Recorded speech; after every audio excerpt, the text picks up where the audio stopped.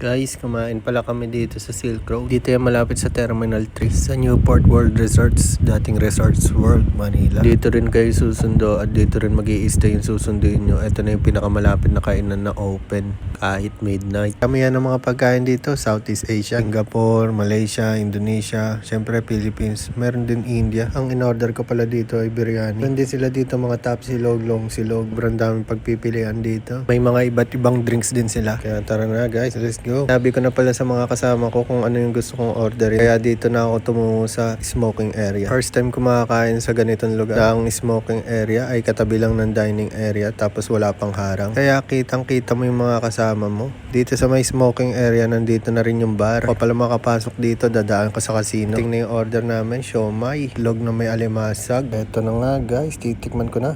Ay, nahulog. Ito pala si Pogi, umorder ng mango juice. Yan lang ang kaligayahan yan. Si Balikbayan naman, umorder ng buko juice. Siguro, tagal lang din na nakatikim. Ito na pala yung biryani na in-order ko. Lumpiang sariwan na kulay berde. Iksilog, may kasamang dilis, pipino. Meron ding leche flan, pong silog.